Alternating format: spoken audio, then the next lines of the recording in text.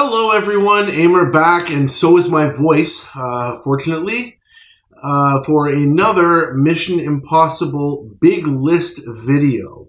We're at the point where we're doing the episodes that were in the C- range. Most of these, you probably got the same feel from the last couple of videos. These are the ones where you say, oh yeah, I sort of remember that one. These ones are okay, you wouldn't go out of your way to watch them. So let's hit the road. Let's start with number 107, Season 1, Episode 23, Action. Miklos Klar, a filmmaker behind the Iron Curtain, has taken news footage of American soldiers and doctored it to show them committing atrocities in Vietnam, and the IMF must discredit Klar publicly. Yes, this is the one which sealed the deal on Stephen Hill and Dan Briggs for this show.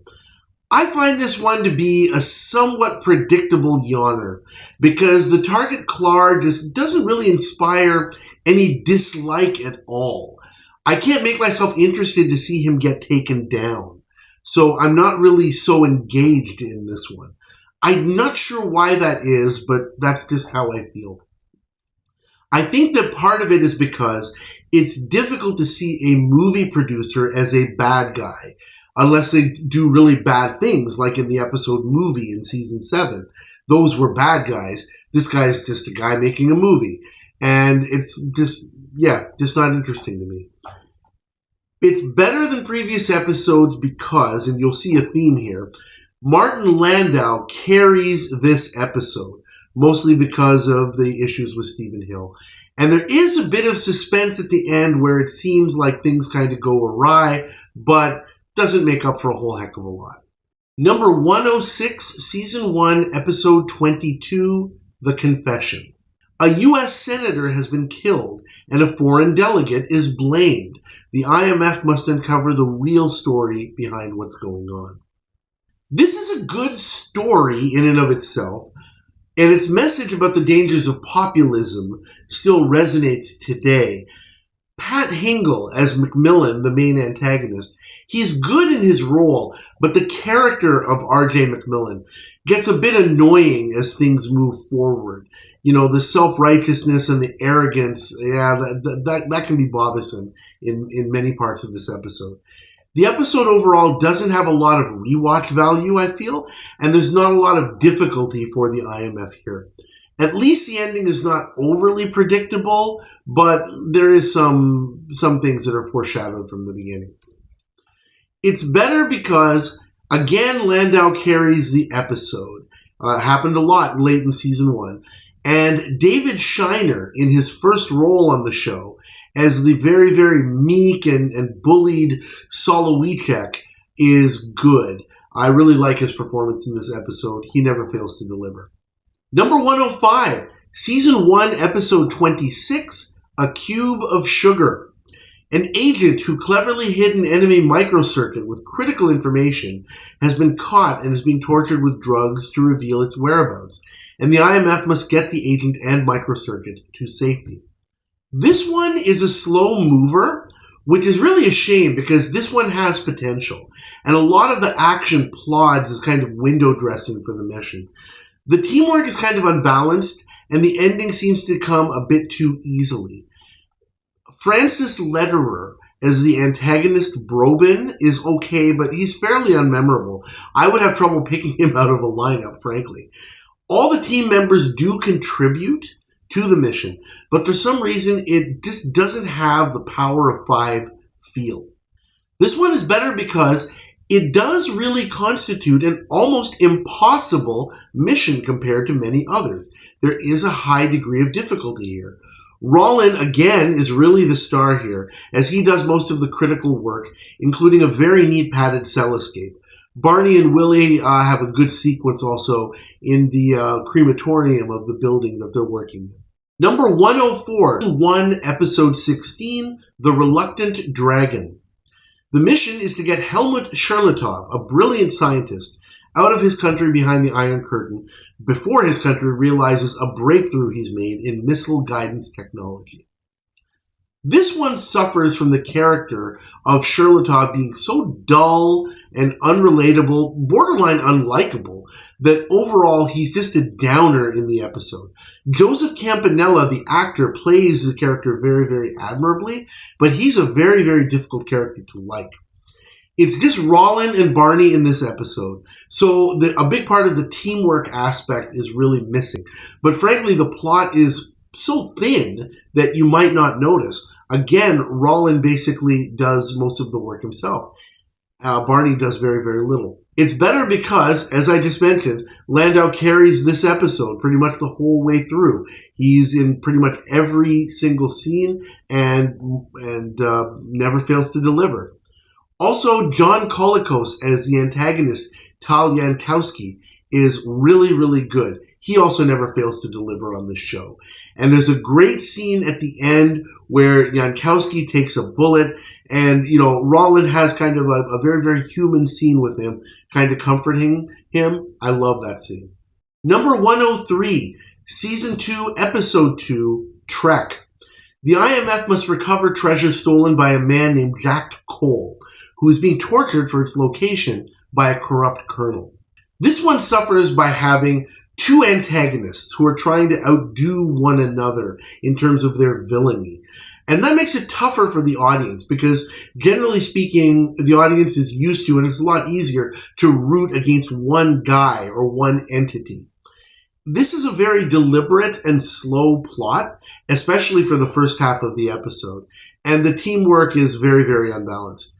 Daniel O'Herlihy as Cole is okay, but not great, and at times I find him smarmy and a bit on the annoying side, almost as though he's just trying to say, "Hey, look at me, I'm the bad guy here." That's what I feel.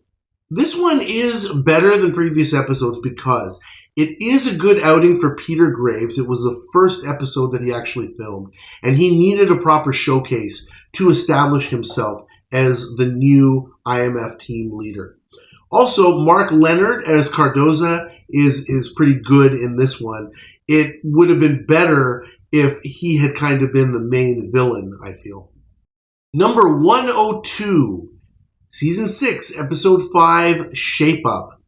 The IMF must get corrupt harbor boss Frank Delaney to turn against his syndicate masters through the use of a jinxed ship and shenanigans that cause him to make some unfortunate choices. This is a more down-to-earth, blue-collar episode than we're used to on this show, which is actually kind of a nice change of pace. Gerald O'Loughlin is okay, not great, as the antagonist Delaney. There's not a high degree of difficulty here for the IMF. Everything kind of goes rat-a-tat-tat. Christopher Stone is okay as Delaney's sidekick, Mike Saunders. That keeps this episode out of the depths. He shows competence, which is always a good thing.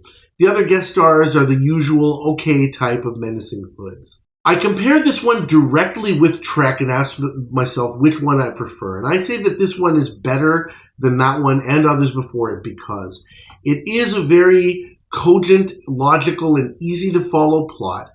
And despite the fact that it does rely on spookery, that spookery is pretty well placed. It fits into the plot instead of being a distraction from the plot, and is used more as more of a threat of bad things happening rather than, making bad things happen. So I think it's pulled off pretty well here. Number 101, Season 2, Episode 7, Operation, or Operation Heart. The IMF must rescue an American who is being used by his country's security chief to cover up his planned assassination of its leader. This one has a plot that feels more convoluted than it needs to be.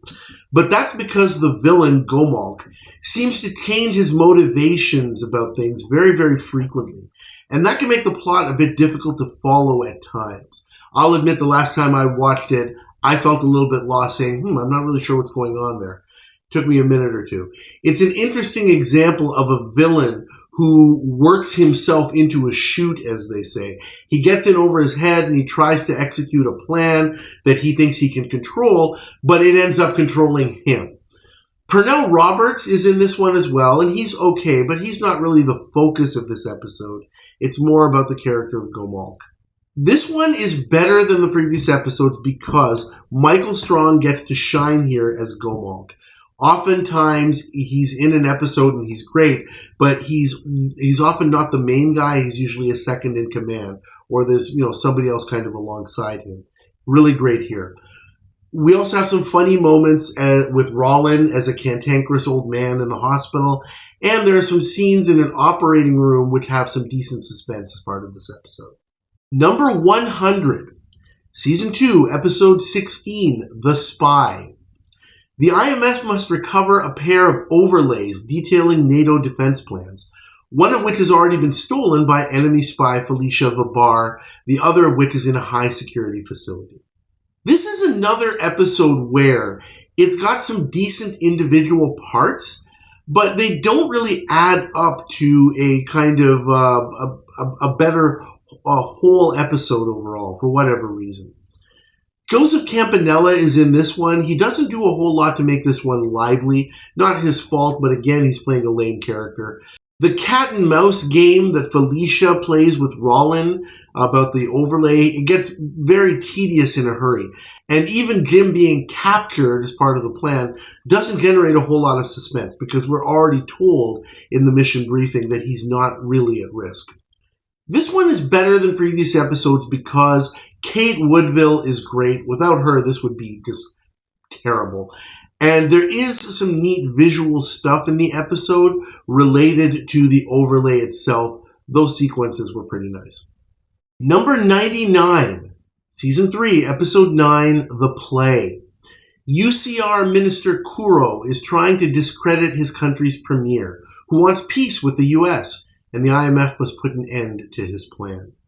This one has an underrated plot and an interesting idea involving misdirection of several different parties, but it takes a long time to get to the payoff, and we basically get a feel for what's coming from the outset of the episode.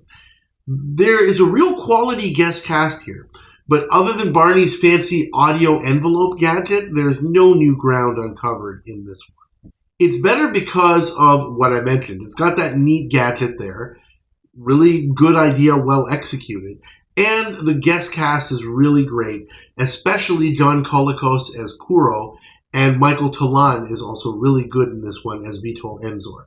Number 98, Season 4, Episode 1, The Code. President Vicente Bravo and the UPR's Nicor Llanos have an alliance to invade a neighboring country, and the IMF must break their message code as well as the alliance. This one sets the tone for the frequent separate and mislead plots that we will see going forward throughout the rest of the series. There's not a lot of difficulty for the IMF here, and nothing too flashy. This is not a plot with a lot of peaks and valleys. It's also the first of many A-Team episodes where there's little or no female presence. Nothing bad or good about that, just a note. The plot is okay, but it's kind of flat, and there's not a lot of rewatch value here. Better than the previous episodes because this is a really good showcase for Leonard Nimoy as the replacement for Martin Landau. Definitely necessary, and he plays the Che Guevara type character El Líder really well here. There's also really good guests in Harold Gould and Michael Constantine as the villains in this one. I really love those two actors, and it's got a very, very logical plot that is not difficult to follow. Okay, I think I'm going to wrap this one up here. As I've mentioned on the Facebook group page and whatnot, I don't want to make these individual videos too long. I'm trying to keep them in and around the 15-minute range at most. I'm about halfway through these C- ones, and I'll be back again very, very soon with a continuation. Please like this review video. Please subscribe to the channel if you haven't already, and please leave your comments about this, other videos, and other episodes. Thanks, and I'll see you next time.